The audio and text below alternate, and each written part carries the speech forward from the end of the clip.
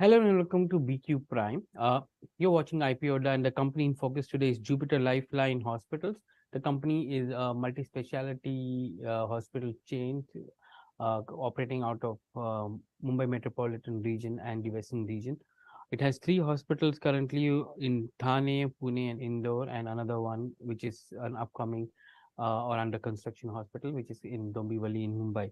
And joining me today is Ankit Thakker, who is the Chief Executive Officer at the company. Ankit, thank you very much for joining us on BQ Prime. Let me start off with the issue. Your issue is price between 695 to 735, opening on 610, the closing on 8th of September. You're raising 542 odd crores in fresh, and there's an OFS of 327 crores. My question is, this fresh issue of 542 crores which you're raising, what is the purpose of that? Because pre-IPO as well, you raised nearly 123 crores uh, from investors. Yes. So thank you for having me. The primary component of 542 crores is largely going to be used for debt repayment, and the balance portion of the primary component after debt repayment is going to be used for general corporate purposes. So that is a plan with the primary purpose. What is the kind of debt you have on your books, and how much of it will be paid off after the IPO proceeds? So we have around 500 crores in debt, and it will be completely paid off after the IPO, and we should be debt free post IPO. Okay. Give us an understanding of the business that you are in. You are into MMR region, which is called Mumbai Metropolitan Region. You are there in Thane, and uh, and you're coming up in Dombivli, but you don't have an operation in Mumbai, which is considered a big market. Why is that? No, so yes, of course, Mumbai is a big city. Our thought of healthcare is that healthcare as a facility needs to be present where people are living. So we are located in dense residential neighborhoods of Mumbai and Mumbai metropolitan region, besides, of course, Pune and Indore. We think that it is important for a hospital to be close to where people are living and not to be in a glamorous location where people will have to travel to a glamorous location, because the way you consume healthcare, if you think of yourself and your family, you would prefer a hospital ideally within 30 minutes of your home. You would not really want to travel very long to access a health facility, especially if you are in urban tier 1 India. So those are the locations we look for. Those are the locations where we are present, where we find that there is a dense residential population in a 30-minute driving distance, and they don't have organized tertiary quaternary specialist healthcare. Those are the locations we are located in. Mm-hmm. I was asking from the point of view because even in Mumbai, you have the western suburbs, which is a very densely populated area. Yes. You're not present there, and I can understand other areas which are not as dense, but the western suburbs are supposed No, considered as the definitely. most dense populated area for Mumbai. That's why. Yeah, I completely agree that western suburbs are very densely populated and underserved, and we would be happy to be present there if a good opportunity arises. And how do you want to do that? Do you believe in the model of building a hospital, constructing and then operating one, or you also look at asset light models like other hospital chains have started looking for? Yeah, our view is that if we are in it for the long haul, then we believe that being asset heavy is the appropriate strategy rather than being asset light. An asset light model definitely allows you to scale up a little faster, spread out wider with lesser of your own capital. But in the long run, we believe it does not really translate into good financial outcomes, because the asset light or the lease associated with asset light models, keep on escalating year after year after year and never go away. And we have so far debt funded our assets, and the debt has a finite life. After 7, 8, 10 years, whatever your tenure may be, the asset is yours to keep for the rest of your life, and it sweats for you. So though asset light seems like an attractive option to begin with, we believe in the long run the story does not play out very well. So that is one of the reasons why we prefer a asset heavy model where we buy everything right from the land to the last light bulb, and everything sits on our book. Mhm.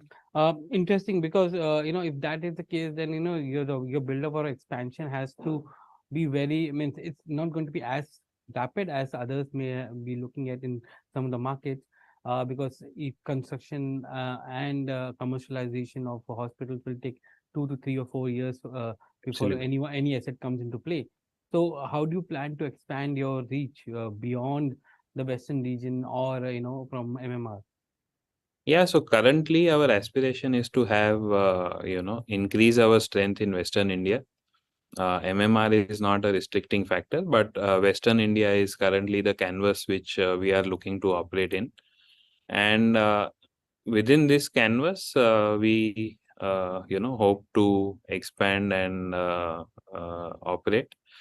Yes, there is no shortcut. If you have to buy a land and build and do everything, it will take 2, 3, 4 years. Depending on size and scale and all those things.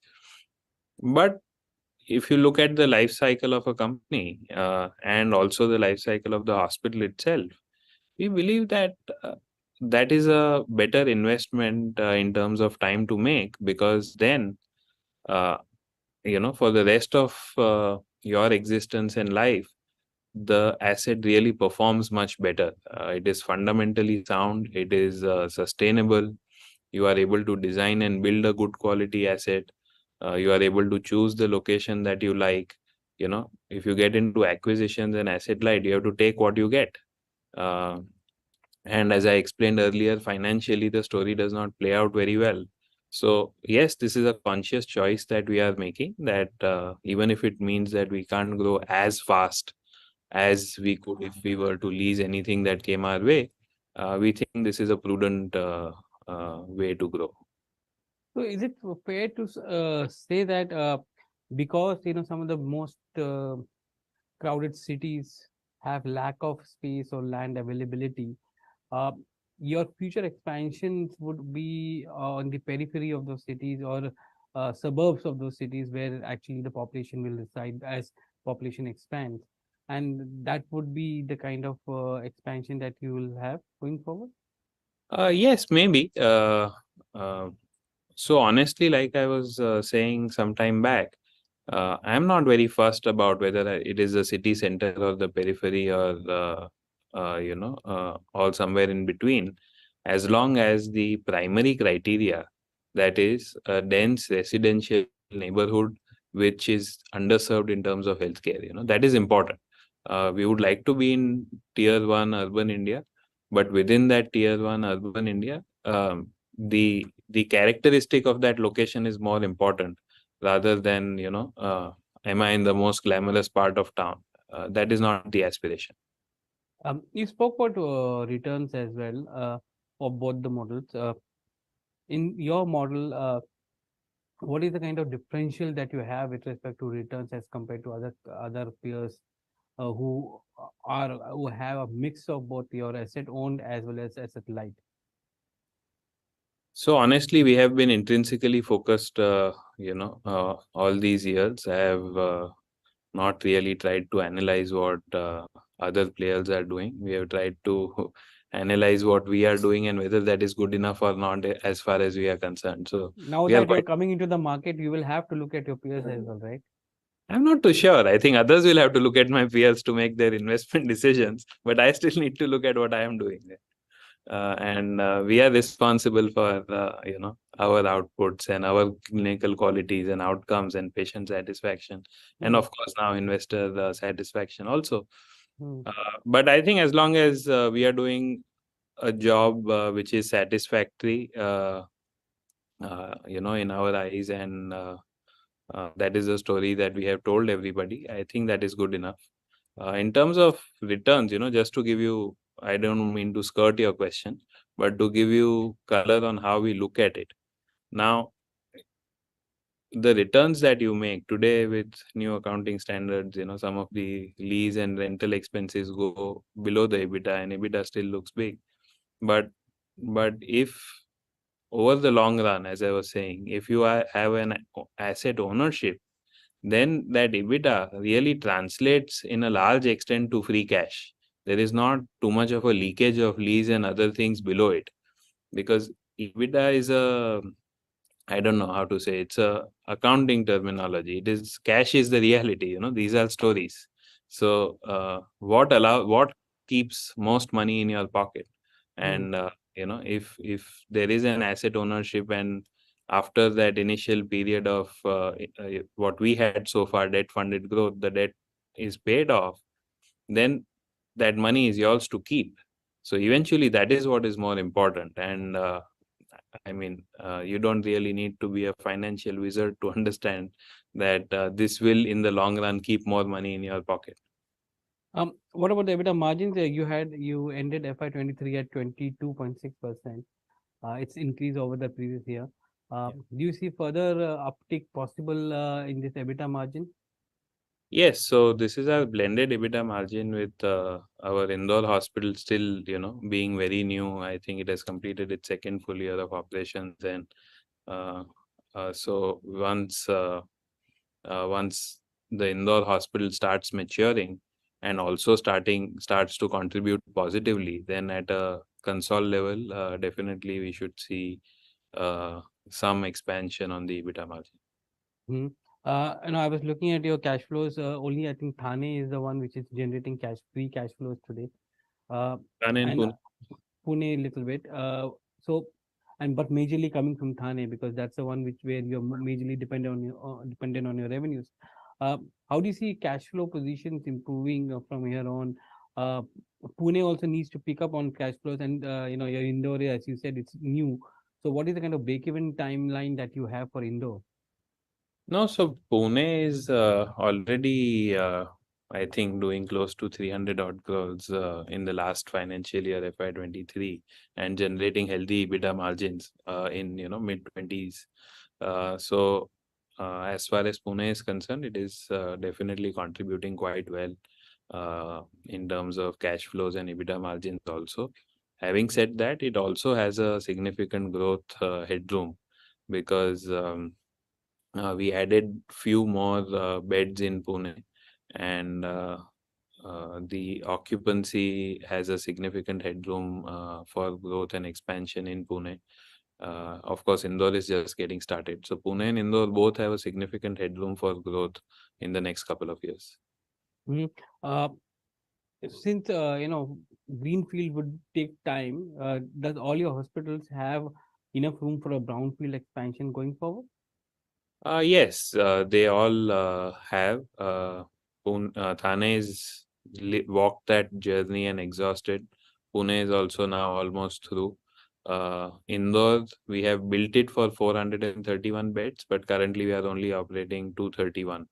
So once these get occupied, then Indore has a brownfield capacity of 200 more beds possible.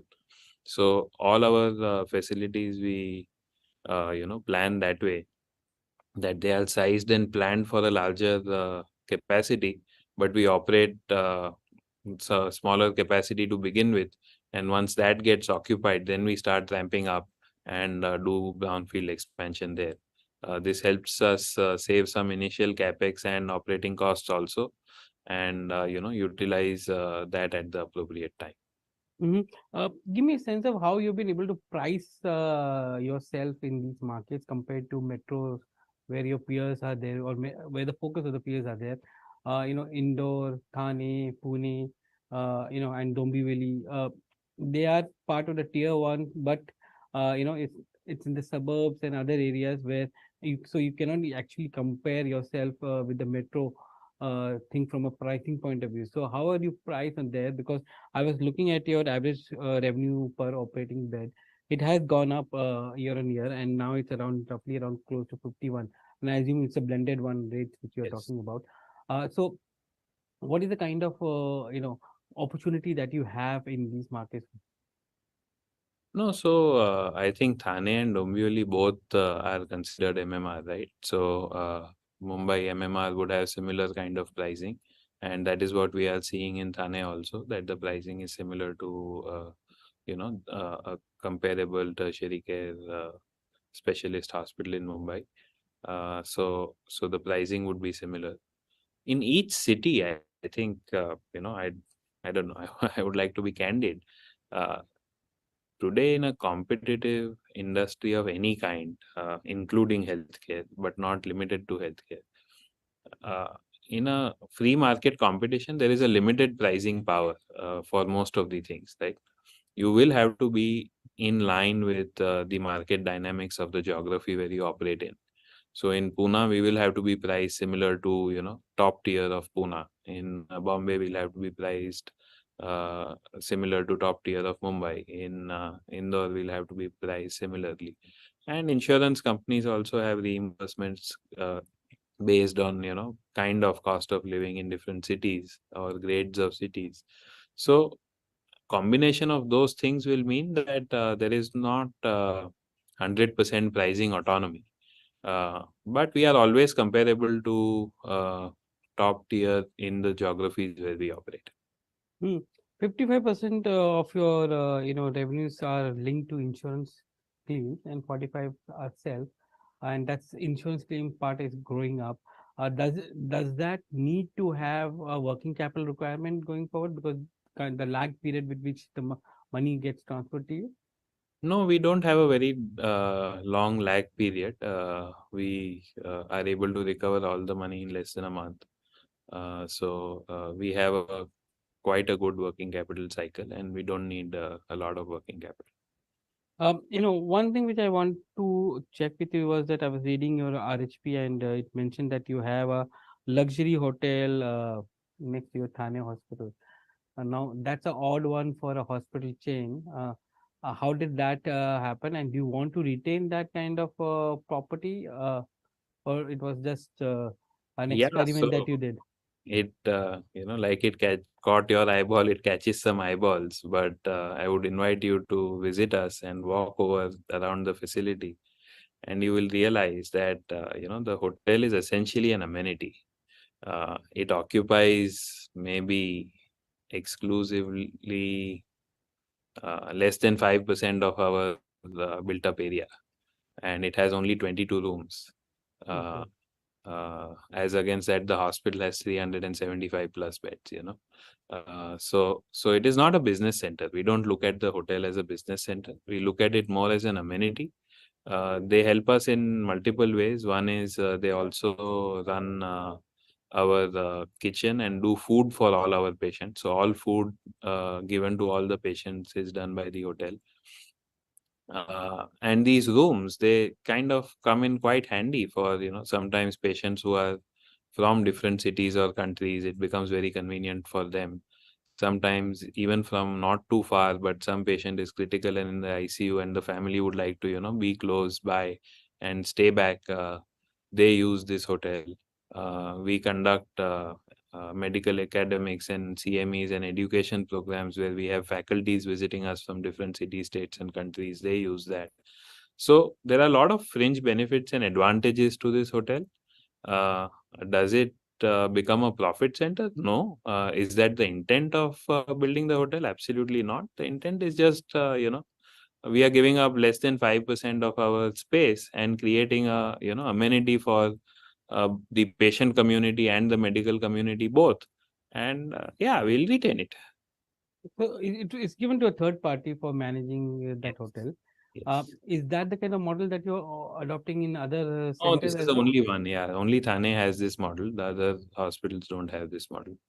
Because in Indore and in Dombivli, again, the same logic can hold there as well, right? Yeah, it can do, but I mean, situationally, when we built the hospital in Thane 15 years back, Thane had nothing to offer in terms of this kind of facility. Uh, Pune has a lot of hotels, and Dombivli one is coming up just across the street from where we are. So based on, because as I said, this is not the business that we would like to operate in. But Thane, Hmm. when we started, we bought this land about 17, 18 years back, and really did not have any facility. So we thought this would be a good idea. But if we have someone else close to us who's willing to do that, great. We'd happy to use their services. I was also looking at your average stay per patient. That's been declining. from 5.6 to around 4.02 or something. It has come down in FY23. Is that a conscious effort to ensure that you have much more billing on per bed?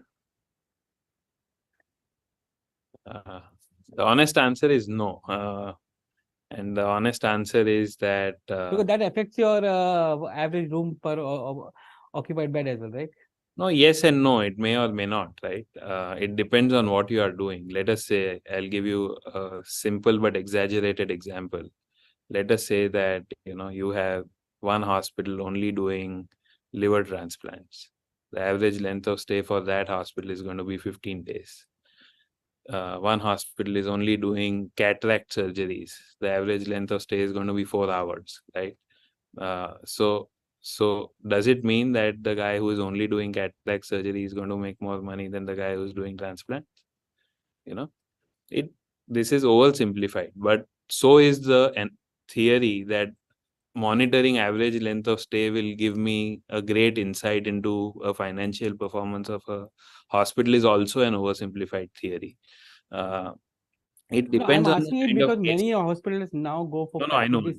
packages, right? So in that sense, No, no, it's an sure. important metrics to look at it. Exactly. You hit the nail on the head. So let us say that you are wanting to be very keenly monitor the financial performance of packages. Then what is a way of looking at average length of stay? Then you must compare the average length of stay for all patients of that package. For example, let's say only knee replacement or a bypass surgery or whatever it may be. Then knee replacement between different hospitals or between different doctors, and then you compare it. It makes some sense. But as a blended work, what are you doing? Sometimes there may be more medical work, say more strokes, more, other things which do need a longer stay. So average revenue per occupied bed, if you are monitoring, I understand, because that tells you a whole story. But average length of stay as an external observer will never tell you the whole story. Okay. Ankit, it was a pleasure talking to you today on BQ Prime. Your IPO is opening on September 6th and closes on September 8th. Price between 695 to 735. It's a fresh issue of 542 crores. The company has already raised 123 crores in a pre-IPO placement at the upper end of the price band of 735, and the company is valued at over 4,331 crores at the upper end of the price band. It was a pleasure talking to you today, Ankit. Thank you very much for joining us on IPO. Thank you.